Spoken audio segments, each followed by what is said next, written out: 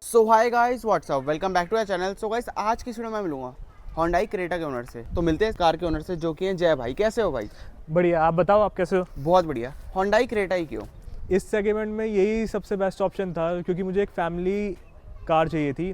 ठीक है, सेडान्स के लिए इंडियन रोड्स है नहीं, सबको पता है कि भाई इतनी रोड ऊबड़ खाबड़ है। तो मुझे एक रफ एंड टफ एसयूवी चाहिए थी विथ कंफर्ट एंड रिलायबिलिटी।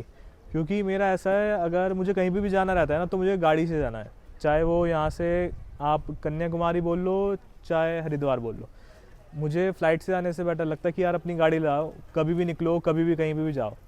और जैसे मेरे पेरेंट्स की एज 50+ है, तो एक उनकी एज को भी दिमाग में रख के Hyundai क्रेटा बेस्ट लगी in terms of comfort, reliability, road performance.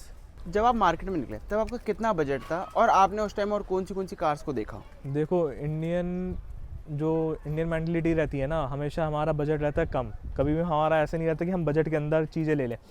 तो तब के टाइम में भी बजट 12-13 लाख का था। ठीक है, उस सेगमेंट में तो पहले मैं नेक्सॉन देख रहा था, वर्टस भी मुझे पसंद थी।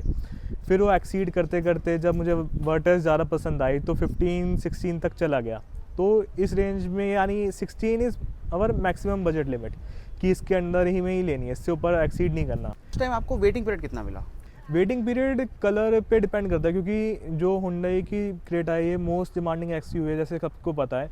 तो उसकी स्टॉक अवेलेबिलिटी हमेशा रहती है, depending on the colour variant आपको कौन सा चाहिए। जैसे कि ये है नाइट एडिशन, तो इसका स्टॉक फैक्ट्री में खड़ा हुआ था, फैक्ट्री यानी मैन्युफैक्चरिंग यूनिट साउथ में।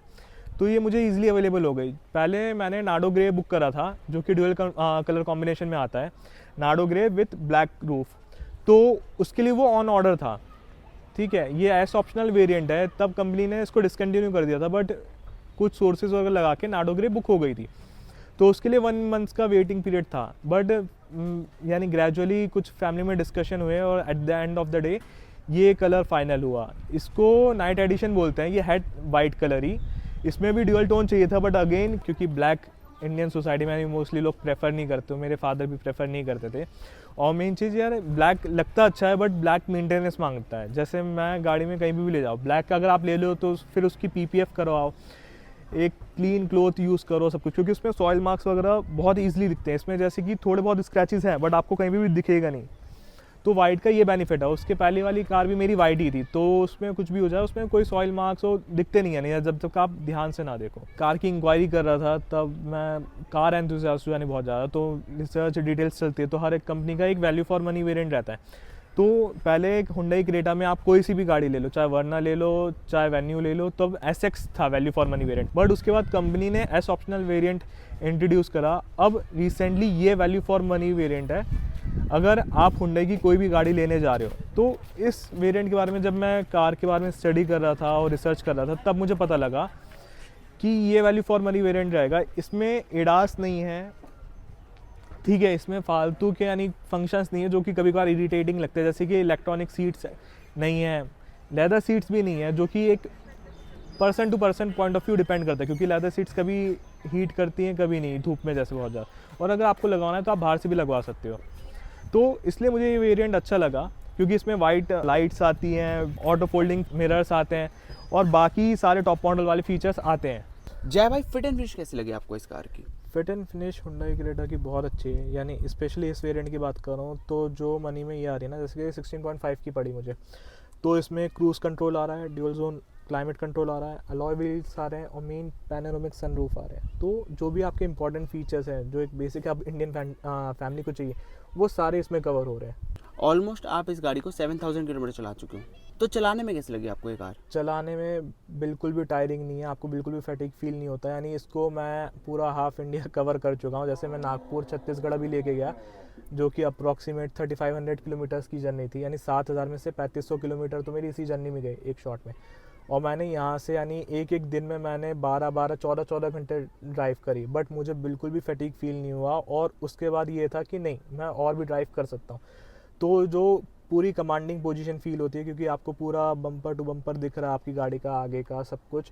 और एक कॉन्फिडेंस फील होता है वाइल ओवरटेकिंग ऑन हाईवेज। इसमें ऐसे जैसे धचके वगैरह में बिल्कुल पता नहीं लगता। पीछे बॉडी रोल भी आप 60-70 की स्पीड से अगर आप टर्न लेते हो तो बिल्कुल भी फील नहीं होता। ब्रेकिंग में कॉन्फिडेंस आता है आपको? हाँ, ब्रेकिंग भी अच्छी है क्योंकि चारों जो टायर्स में वो डिस्क ब्रेक्स हैं, ड्रम ब्रेक्स नहीं है एक भी है। तो ब्रेकिंग में obviously if you are running on a high speed तो ब्रेकिंग इज मस्ट, जो कि अच्छी है इसकी। मैनुअल में लिया आपने इस गाड़ी को?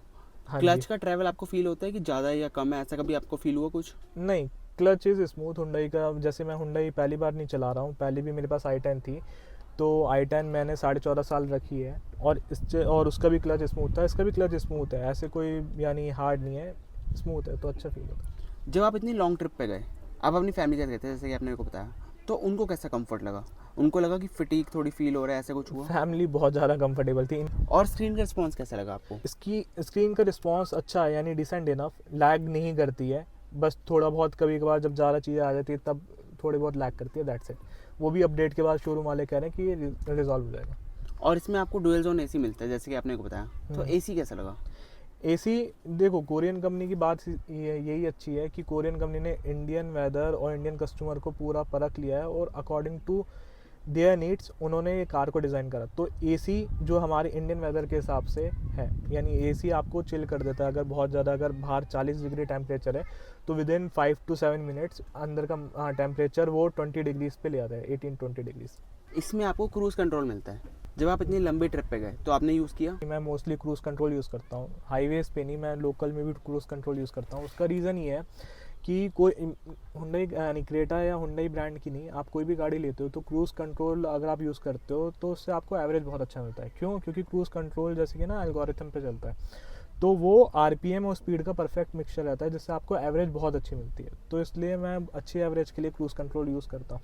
और इसमें एक सबसे बड़ा जो एडवांटेज आप बोल सकते हो वो ये कि पीछे ना शेड्स आते हैं, ये OEM फिटेड है, तो इसमें पहली बात कोई चालान नहीं है।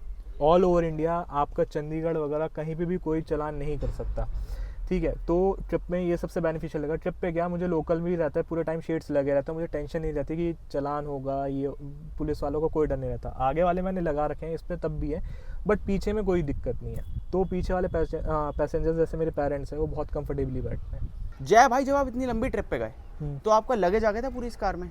लगेज मेरा पूरा आ गया था और इसमें एक हिडन स्पेस भी है जो मैं सबको बताना चाहूँगा, ठीक है। बूट स्पेस तो इसमें 350 लीटर्स का मिलता है, थोड़ी बहुत फिगर्स ऊपर नीचे हो सकती है, यानी ये। और इसके ना स्टेपनी के यहाँ पे भी बहुत एक डिसेंट स्पेस है। यहाँ पे मैंने सारा सामान रख लिया था, यानी जूते वगैरह, जैसे आप देख सकते हो मेरा एक और बैग पड़ा हुआ है, यहाँ पे थोड़ा सामान पड़ा हुआ है, तो ये भी आप यूटिलाइज़ कर सकते हो, यानी यहाँ पे भी आपका अच्छा खासा सामान आ जाता है। प्लस इसमें साइड में भी स्पेस है बहुत, तो यहाँ पे जैसे वाटर बॉटल्स हो गई, कुछ भी हो गई, तो वो जब गाड़ी चलाते समय नॉइस नहीं करती, कुछ भी आवाज़ नहीं आती उनकी। नाइट एडिशन लेने का मेरा पर्पस ये था कि भाई मुझे क्रोम बिल्कुल भी पसंद नहीं फर्स्ट ऑफ ऑल, तो नाइट एडिशन क्रोम ख़त्म कर देता है। जैसे इसका पूरा जो भी आप लोगोज वगैरह देख रहे हो वो पूरा ब्लैक आउट है, आपको पूरी गाड़ी में कहीं भी क्रोम नहीं मिलेगा। जैसे एलॉयज़ है, एलॉयज़ पूरे प्रॉपर ब्लैक हैं, ठीक है। आगे के मेरे कैलिपर्स रेड हैं जो कि नाइट एडिशन में आता है, जो कि एक बहुत क्लासी लुक देता है।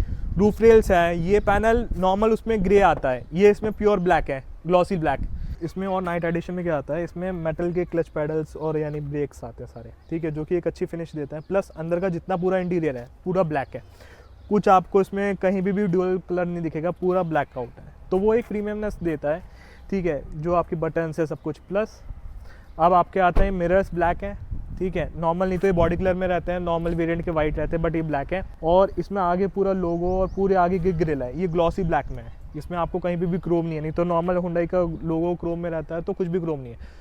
तो ये इसको थोड़ा सा ना वो बोलते हैं माफिया लुक या थोड़ा ऐसे जो जिसके लिए क्रेटा हो, तो वो लुक बहुत अच्छे एनहांस करता है। तो लोगों को लगता है टॉप मॉडल है, फिर मैं बताता हूँ ये टॉप मॉडल नहीं है, ये एस ऑप्शनल है। भाई एवरेज क्या निकाल रहे हो आप इस कार से? एवरेज इस कार से पर्सन टू पर्सन, और जितनी एवरेज निकालनी है उतनी निकाल सकते हो। इस कार से मैंने 20-22 की हाईवे पे निकाली है, और मैंने इससे लोकल में बम्पर टू बम्पर ट्रैफिक में ये 10-11 का देती है, उससे ऊपर का नहीं देती, बहुत बम्पर टू बम्पर। और नॉर्मल अगर सिटी में ओवरऑल आप बताओ तो 12.5-13 की तक आ जाती है। ये है कि आपको परफॉर्मेंस चाहिए परफॉर्मेंस देगी, एवरेज चाहिए एवरेज देगी, जैसे मर्जी आप ड्राइव कर लो, वो आपकी ड्राइविंग स्टाइल पे डिपेंड करता है। नेगेटिव एक है जो वो है इसकी हेडलाइट का थ्रो। ऑल्दो LED हेडलैम्प्स आते हैं बट प्रोजेक्टर नहीं आते, तो जिसकी वजह से हेडलाइट्स का जो थ्रो है वो बहुत वीक है। इसलिए मैंने इसमें प्रोजेक्टर इंस्टॉल करवाए हैं। GTR के हैं और इसका थ्रो बहुत प्यारा है, यानी थ्रू आउट द ट्रिप मुझे इन्होंने बहुत सपोर्ट करा, क्योंकि गूगल मैप ने बीच में जंगल से भी निकाल दिया था मुझे, तो उसमें बहुत सपोर्टिव रहे। ओवरऑल एक्सपीरियंस बहुत अच्छा रहा मुझे मेरा कार से। आप सेटिस्फाई इस कार से? हाँ, मैं 110% सेटिस्फाई हूँ, क्योंकि कंफर्ट है, सब कुछ है, यानी जो एक इंडियन मेरे पेरेंट्स को चाहिए थी, मेजरली मेरे पेरेंट्स के लिए थी, तो जो उनको चाहिए सारे पॉइंट्स में मैं सेटिस्फाई। थैंक यू जय भाई पूरा अपना ओनरशिप रिव्यू देने के लिए Hyundai क्रेटा का। अगर आपको वीडियो अच्छी लगी हो तो इस वीडियो को लाइक करना, चैनल पे नए हो चैनल को सब्सक्राइब करना। मिलता हूँ मैं आपको ऐसी एक और नई वीडियो में।